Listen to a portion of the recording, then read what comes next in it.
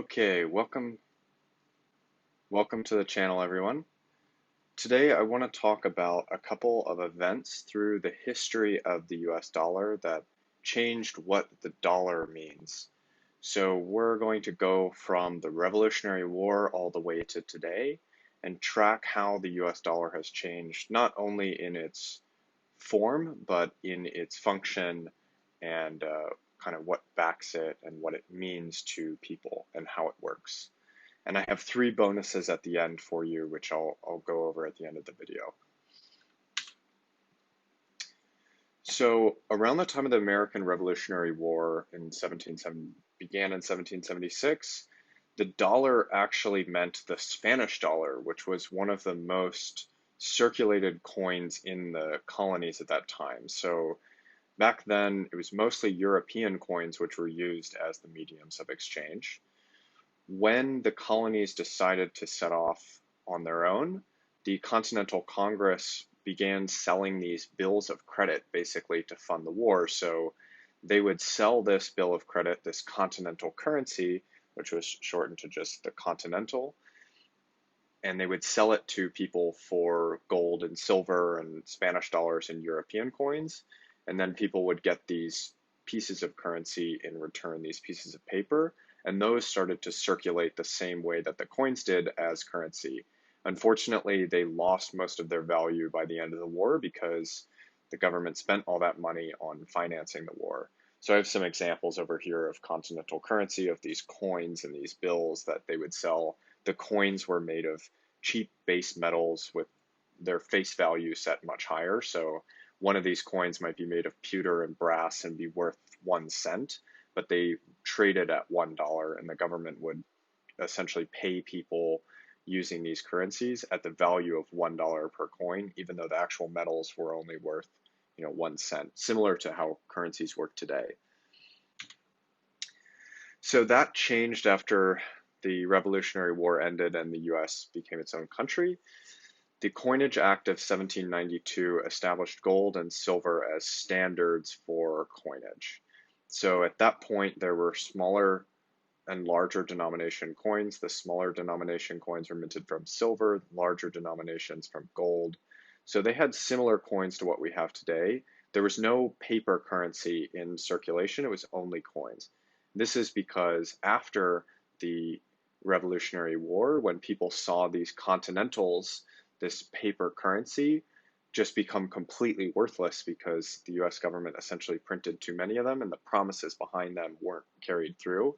People didn't get repaid, basically. That's what the bill of credit meant, is you would get repaid your gold plus some interest after the war. People didn't see themselves get repaid, so the value of that currency just plummeted and it was worth nothing. So the Coinage Act of 1792 established hard metals as real currency within the United States. So all the currency that was used at this time were coins. So you had $10 coins, $5 coins, $2 50-cent coins. An interesting fun fact, you'll notice over here I have, I believe, a double eagle, a $10 coin. And all coins that were minted in the early days of the US purposefully did not have identifiable faces or leaders on them. This is just Lady Liberty you're seeing there. This was done to distance the US from the traditions of European monarchs who put their faces on coins. So the idea of having Benjamin Franklin and Andrew Jackson and all these people on bills is actually something that the US originally spurned because it was a monarchical thing. It was a European old world type of practice. So the next thing that really changed the US dollar was the National Banking Act of 1863. So right at the beginning of the Civil War, the US had gone through a lot of monetary turmoil. So much of the 1800s up to this point were dominated by what is known now as the free banking era. So state banks were essentially creating their own paper currencies. When people deposited gold coins with them, gold and silver dollars, they would hand them these, as you see above here, the Drovers Bank $3 bill. They would hand out these paper bills. But what happened is banks would get greedy and they'd basically lend out a bunch of money that they didn't have. So they'd take in a bunch of gold, but then they'd give out a bunch more bills than they had in gold, and they'd charge interest on those bills basically as a loan. So you'd go ask the bank for a loan, put some gold in, and then get even more uh, paper dollars, quote unquote, out from the bank. But if a bank extended too many dollars and then too many people came back asking for their gold with those dollars to exchange back and get the gold out that they were owed, basically, like this $3 note, the bearer of that note was owed $3 from the bank. If enough people came back at once, suddenly the bank didn't have enough gold to pay everyone, and the bank would go bankrupt, and people wouldn't get their money back, and the paper currency would become worthless.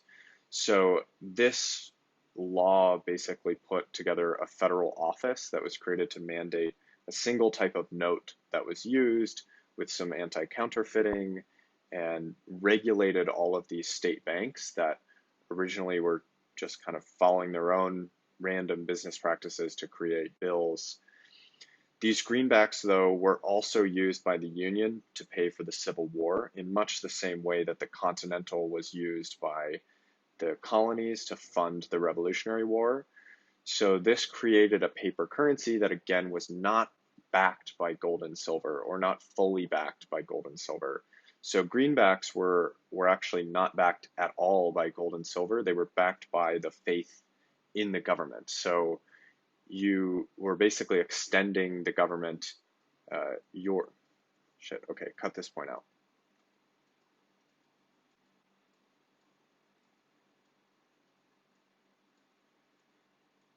So Abraham Lincoln actually helped usher along. So Abraham Lincoln, on the advice of one of his advisors, actually started using the greenback to pay for the war. And essentially what he would do is the government would pay soldiers and contractors and weapons makers, instead of with gold coins or with dollars, they would pay them with these greenbacks, with these paper dollars.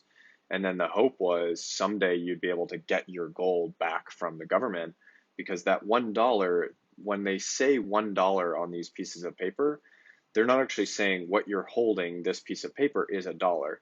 They're saying this piece of paper guarantees you to going and getting a silver dollar from a bank or from the Treasury Department at the government, at the US government. So these were essentially promises to the recipients that the US would eventually pay them their actual money, the gold or the silver.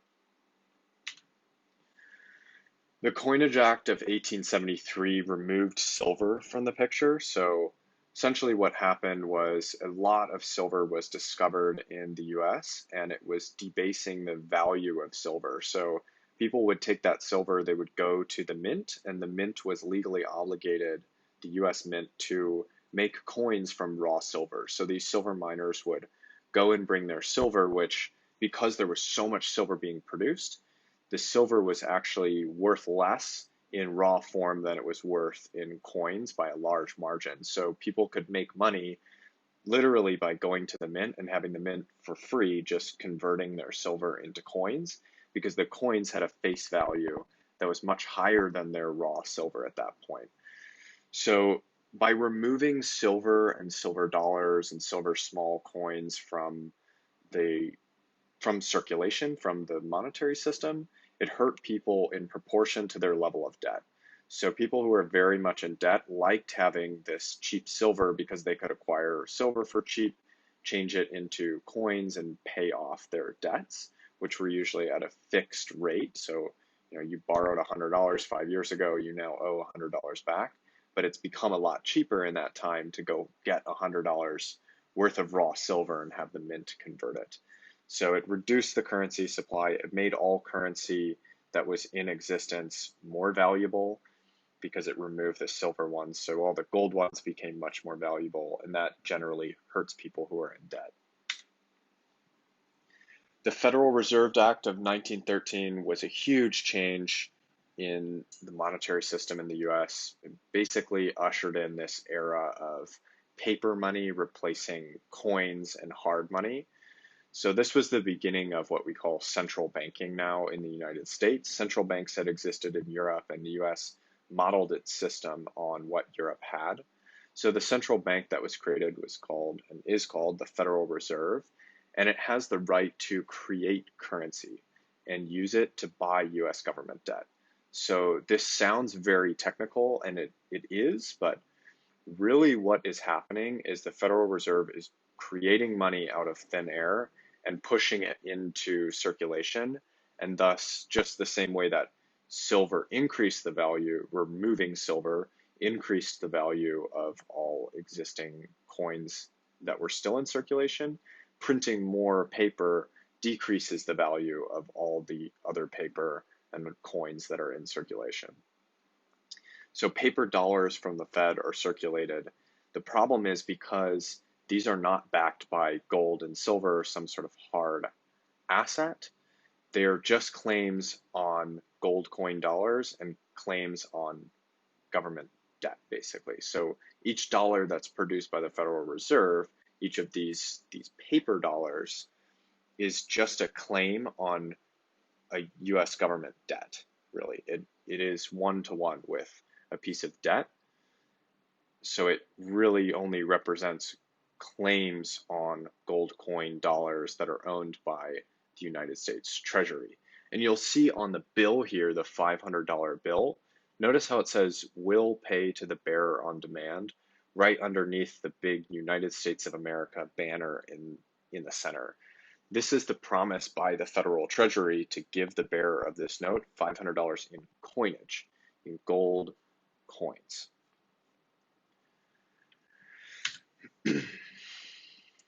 So the next major change to the monetary system in the United States came in the 1930s after the Great Depression began.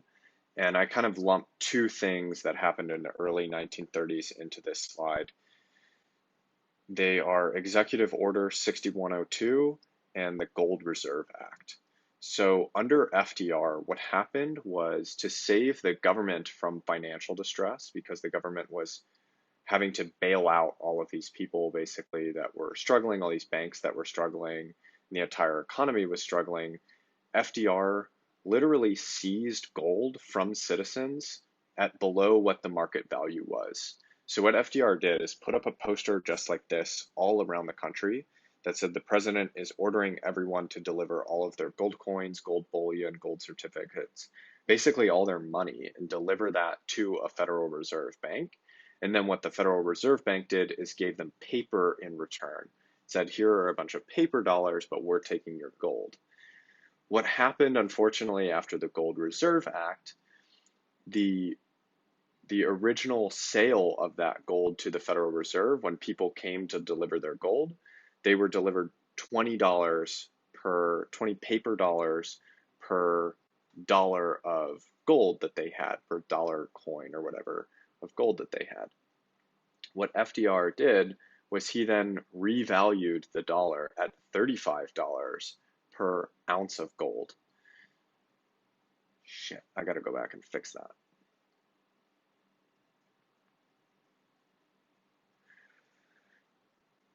So what FDR did to seize gold from citizens at below market value is when citizens went to the Federal Reserve Bank, they were paid $20 per ounce of gold that they had. So 20 paper dollars from the Federal Reserve per ounce of gold that they owned. Then with the Gold Reserve Act shortly after, within a year after this was done, FDR revalued the dollar and basically devalued it against gold. He said that the dollar is now worth, he then devalued the dollar and said that it now takes $35 to buy 1 ounce of gold from the US government. So he was able to profit off of basically taking gold from people and then revaluing that price and devaluing all the paper dollars that they gave out for the gold. So he seized all this gold, turned it into the Federal Reserve, and then seized it from the Federal Reserve and moved it to the Treasury so that it was owned by the government. So in short, he moved gold from all of the citizens into the treasury, enriching the government at the expense of all of the citizens who were holding all this gold. So that devalued the paper dollar. So 1971 was the site of the next major shock to our monetary system. After World War II, a battered Europe and the rest of the world weren't really able to start up the economy. So the United States had a large role in just restarting the world economy, and they created a gold standard. So paper US dollars were backed by gold. This was called the Bretton Woods system. And all other currencies were paper currencies, and they were tied to the US dollar. So all currencies were tied to the dollar, and the dollar was tied to gold at a rate of $35 per ounce. With the Nixon shock of 1971, President Nixon severed that tie between gold and the dollar. So foreign governments were previously able to take their dollars, bring them to the US Treasury, and get gold back at that exchange rate of $35 to 1 ounce of gold. Nixon basically said, we're no longer doing this. He called it temporary, but it never returned. Basically, this began the global, what I call fiat money era, where all global central banks and their governments can now print money to fund themselves. So there is no hard money standard that enforces discipline upon governments. Governments are now able to print money to finance any of their operations. And this sounds wonderful, right? You have a money tree now that can print money, and the government can do whatever they want, and they can help people, and they can provide free education and free housing and all this stuff. But when you consider the history of the dollar and you look at all the times that the dollar was devalued, or that, like the Continental or the greenbacks after the Civil War, printing money has a cost. Basically, it devalues everyone else's money, everyone that has money, everyone that's working on a wage. So when the government prints a bunch of money, they are having an impact. They're devaluing something, and they're basically changing how money is flowing through the economy and who the winners and losers are. There is, however, a limit to governments and central banks being able to print more money, and that is basically in their ability to convince the world that the paper that they're printing, or realistically today, literally the numbers they're entering on a screen, they have to convince to people and governments that those numbers have value to everyone else.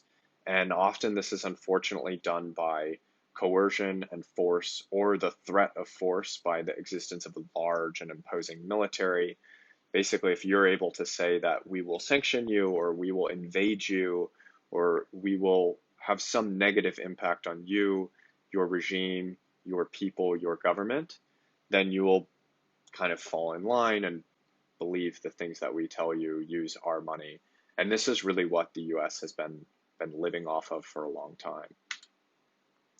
So I said I would provide 3 bonuses here. I have 3 videos in an article linked below this video in the description. The first video is of French leader Charles de Gaulle in the 1960s. He kind of called out this fiat money scam that the United States was trying to perpetrate. The 1960s, if you remember, the Nixon shock was in 1971. So the 1960s is when the US was basically printing way too many paper dollars for the gold that they had to back it. And Charles de Gaulle started to notice this as the gold price on the private free market completely skyrocketed above $35 per ounce, which showed that the dollar is really less valuable than the US wants to claim it is. Then I have the TV announcement where Nixon ended the gold standard in 1971. It's a very casual, quick announcement. I don't think very many people covered it or thought about it very much at that time, or what the implications would be. And the third video is of Federal Reserve Chairman Ben Bernanke, who was chairman in the early 2000s, really admitting the truth about money creation in today's system, that it's just a computer and the Fed has the power to type zeros in it. So if you imagine opening up your bank account, if you could just type a couple zeros and suddenly make yourself a billionaire, that's literally what the Federal Reserve has the power to do. So again, you can find the one link to all of those videos. They're all just in a short section of a post. All of those videos are at the link below in the description.